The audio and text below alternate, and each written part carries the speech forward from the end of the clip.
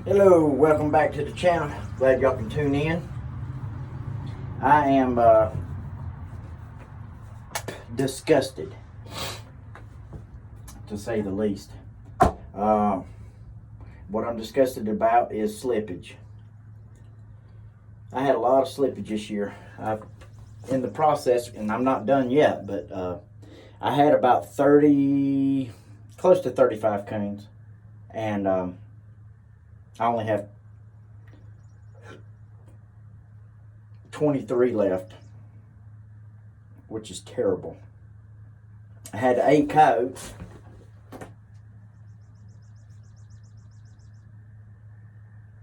and I've got 4. I had 5 foxes and only have 2, and out of 3 bobcats I have 1. Why, you ask? That is a great question. I would like to know myself. And a lot of these pelts that you see up here still have some slippage. Can you see that? I mean, it is just amazing to me. And I think what it is more than anything is the moisture. You know, we had so much rain, as y'all seen in the episodes before. And it was just so terrible that, you know, it'd be raining for 3 days straight, and then it'd be like today. It'd be 60-something degrees in February, you know. And I think that maybe it was the moisture, and, you know, obviously the slippage is a bacteria that gets on the hair follicle when animals die. And when they die, they immediately begin to deteriorate or rot, and so does their hide. So you have to kind of combat that by, you know, getting the flesh off as quick as possible. Now, a lot of them say that you should skin it as quick as you can, which I did this year, and then put it straight into the freezer to sort of kind of pause, you know, it's nature's pause button. And then when you're ready to flesh, just get out what you're going to flesh that day and let it thaw out, or the day before, or whatever. And just, you know, leave it in the fridge, and when it's thawed out, bring it out. And that's exactly what I've done. But I think where I messed up is I let these hides hang too long, or on the stretcher too long. You know, as soon as I fleshed them, I threw them right on the stretcher, and I had this whole both these lined up. I mean, there was fur like you wouldn't believe, and I was so happy. And then I come out here and look and see tails that are just stripped, man. I mean, it's like, I don't know. I made a lot of mistakes. The arms on the coons, I let them hang down, and instead of putting like borax on the hide where them two touched, I didn't. And flies laid eggs, obviously, and then I had maggots, and the maggots caused slippage too. But anyway, nothing you can do about it now. I mean, all the crying and whining in the world ain't gonna help. But next year, I'll be more prepared. Some of these hides still need to be sewed. And I guess what I'm gonna do is just tan them. But, you know, I'm in the process of washing them right now. So I've already went through the salt. You know, I've already salted the hide. I scraped it off, and 24 hours later, I salted it again. And then 24 hours later, I scraped that salt off. And another thing, too, I think maybe, well, according to Coon Creek Outdoors, I've been watching him, and I really like his show. And according to him, you're only supposed to leave foxes in for about 8 hours. And, of course, all the other ones, you know, for 24. And I fell asleep at night, and I didn't go out there, and so obviously they'd been out there 24 hours. Well, I knew right when I picked them up, their fur's already soft, and I knew when I picked them up that it was bad. But you can see here, you see all that fur? That is called slippage. You see it? It's all over the door. I mean, it's all over the ground. I mean, look at this. It's everywhere, man. Look over there. I mean, it looks like a murder happened here. And, I mean, what do you do? Nothing you can do about it. So I'm just going to keep moving along. And all my hides are good and white. As you can see, I'm having to flesh this one again. these little spots here, I'm just trying to get them up. And anyway, I'm hoping for the best. Only because I think what I'm going to do this year is I'm going to dabble in maybe sowing. I mean, really, all I have the most of is raccoons, which is fine with me. I think their hides are beautiful, especially the ones with the brown stripes. Of course, you know they're the older ones. But I think what I might do is I might try and sew me a raccoon jacket, and then use the coyote fur for sleeves and cuffs and all that good, and collars and whatnot. So anyway, these hides have been salted, scraped, salted again, scraped, then put in a salt bath. And you know, the whole time I'm turning them in and out. And after I give the salt bath, then they come out here and dry for another 24 hours. And then you put them into a Dawn solution like this is. And anyway, you know, you just, in the process of doing this, I had some major slippage going on, man.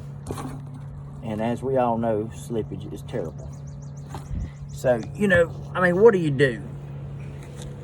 There ain't nothing you can do. There's nothing you can spray, or, I mean, you know, you would think, and I mean, it's just me here, but man, I sit and think about things like if it's overwhelming and I can't hardly stand it, you know, kind of like the slippage thing.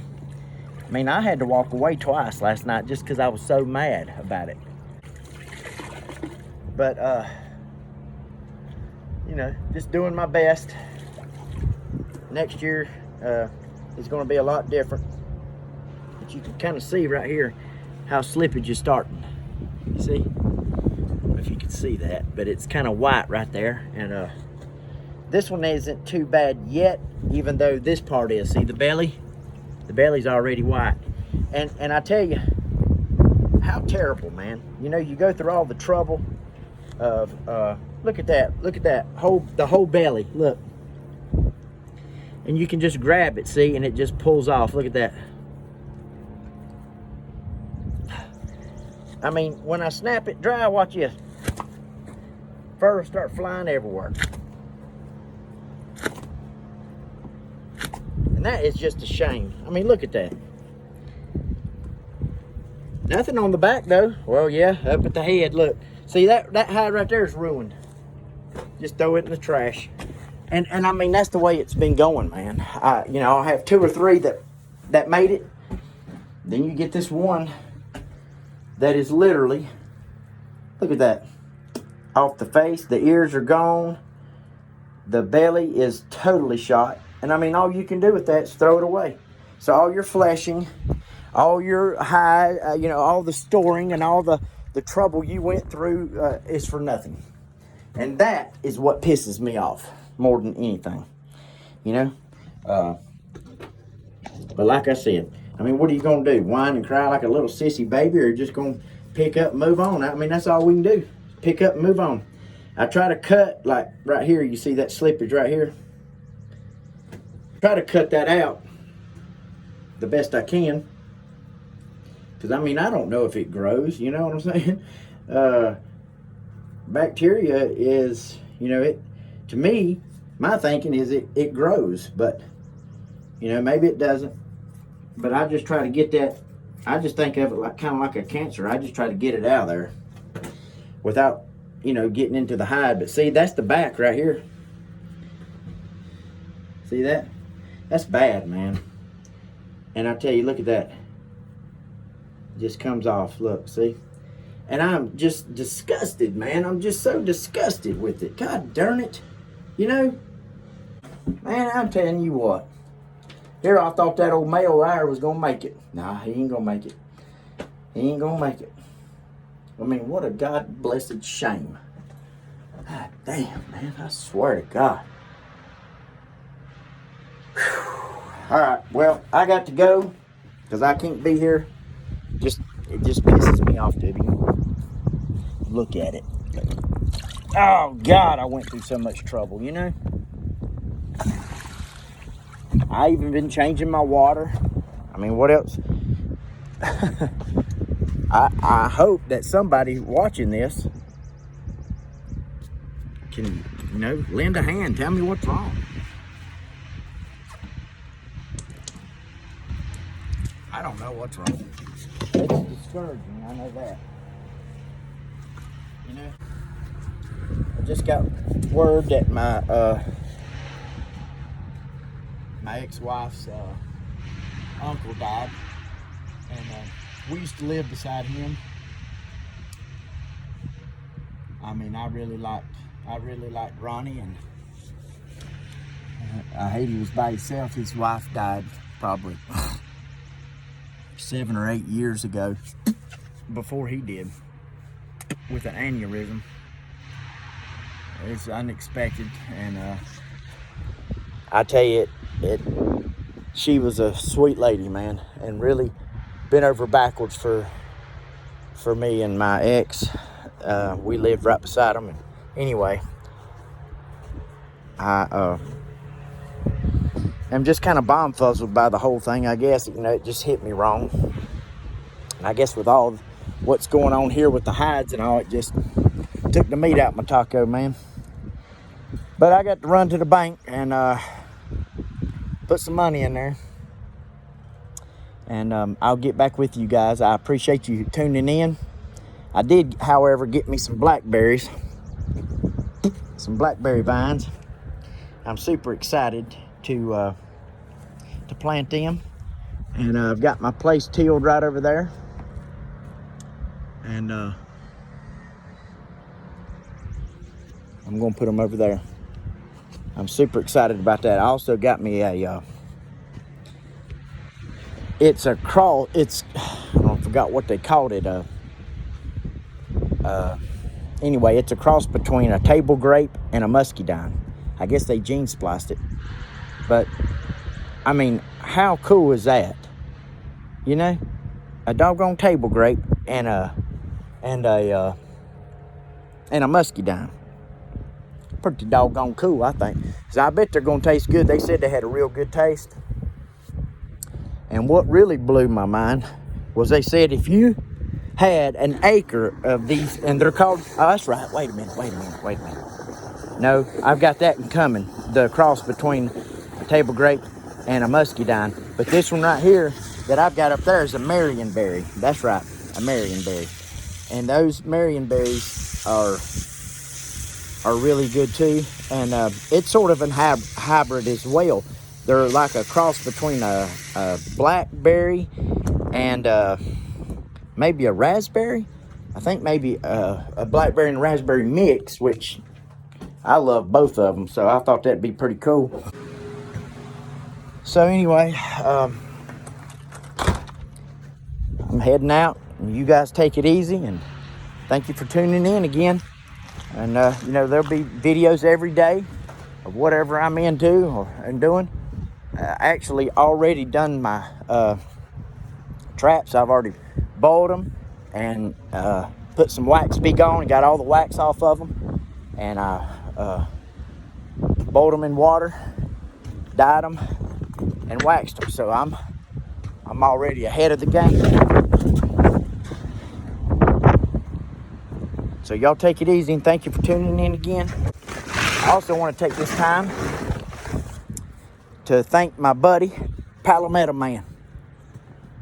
He's a good man, and he sponsored me this year. So I've already got a sponsor, thank God. And I believe he's going to get us a GoPro. And that's exactly what I need to keep from this phone being so shaky and all, and making people sick when they tune in. So anyway, yeah, thank God for Palmetto Man. And Palmetto Man, this episode's for you, buddy. I appreciate you. You just don't know how much, you and your whole family. And like I said, I'm gonna run to the bank and I'll get back with you. Foothills Trapper out.